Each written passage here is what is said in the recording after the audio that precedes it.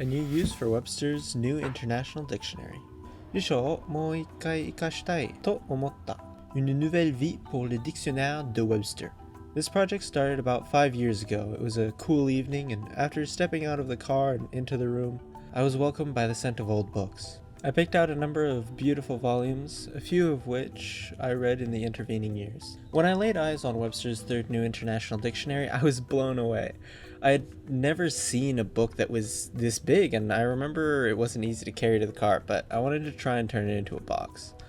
Once in a while over the last 5 years, I planned out how I would go about making this. I had not at the time ever hollowed out a book. 5年前の涼しい夕方だった。車から出て本屋に入った時、もういらない古い本が部屋中にあった。このでっかい辞書は2回目の部屋でこの本が目に留まった。人生の中で初めてこんなに大きな本見て初めてでした。5年の間どう作るか温めて2年前にやっと作り始めた。En 2017, nous avons trouvé des livres et des cassettes VHS que l'on ne voulait plus. Un grand nombre de ces livres se sont retrouvés dans ma chambre. Entre ces livres, le dictionnaire de Webster était le plus spectaculaire. L'idée de les transformer en mallettes pour apporter des jeux ou mes outils pour tailler le bois. Pendant plusieurs années, je revenais à ce projet de temps en temps, mais je ne savais pas par où commencer ou quel outil utiliser. I remember underestimating how much time it would take to hollow out a book, and so when I started on this red book, I thought that I would then hollow out many of the other books that I'd gotten. It wasn't easy to carve out a book in this way, but with a knife, a pair of scissors, and an emotional detachment, I was able to hollow out this book and now know what would become the hardest part of the upcoming project: getting the inside surface to be clean and square to the top and bottom covers. はじめはこの赤い本の中身をくり抜き始めました。やっぱりくり抜くのは思ったより時間がかかりました。この本はナイフとハサミで掘り出しました。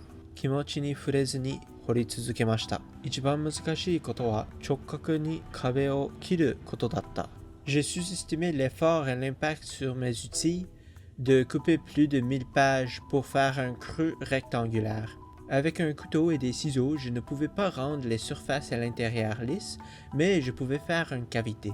The first thing I did to the book was to coat the exterior in epoxy. This served two functions. The first was to stabilize the outer walls, allowing me to hollow out the interior without fear of the pages shifting. The second function of this was to have a sturdy surface that I would be able to lightly sand for a nice feel in the end. When adding the epoxy, I made sure to put slips of parchment paper in between the sections so that I could make a box rather than a brick. I found that I preferred to work with a longer drying epoxy because although the 5-minute epoxy did work, it didn't seep in between the pages as much and didn't leave as much of the texture of the pages. 最初は辞書の外をエポキシで固める。ページが動かないようにしたので安心してきれいに切れます。外側硬くしたから後で紙やすり使って滑らかな表面にします。本の中にオーブンペーパーを入れたのでエポキシが濡れた後開けられた。乾燥時間が短いエポキシは45分経ってから硬くなる。長いエポキシは24時間で硬くなる。長いエポキシはもっと水みたいなのでページの中も硬くする。短いエポキシはページの中に入らないから外側だけ。短いエポキシはページの中に入らないから外側だけ硬くする。私は長いエポキシが好きだった。ページの中を硬くするのは後でくり抜いている時にやりやすかった。Comme j'aime tailler le bois, je voulais rendre le dictionnaire plus rigide. J'ai travaillé avec de l'époxy qui durcit lentement parce que l'époxy qui durcit trop vite ne s'imprègne pas dans les pages. J'ai utilisé l'époxy pour que les pages ne bougent pas lorsque je taille l'intérieur.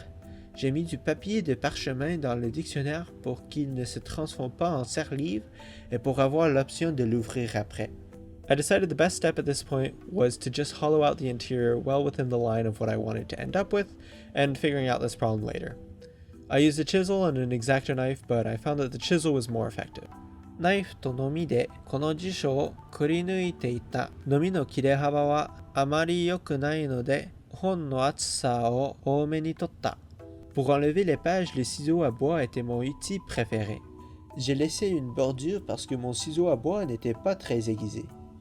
Hollowing out was a long step. I would put in a bit of time here and there, and so it ended up being hollowed out over the course of a couple months, but not too many hours. During this time, the solution I thought I was going to use to get to the final dimension was to use the handsaw and then go down with a chisel to clean it up. But this didn't work as easily as I had hoped. 切り抜くのは時間がかかったけど、今辞書の角を1センチぐらいにしたかったから、最初の見積もりはノコギリを使って切れ目を入れた。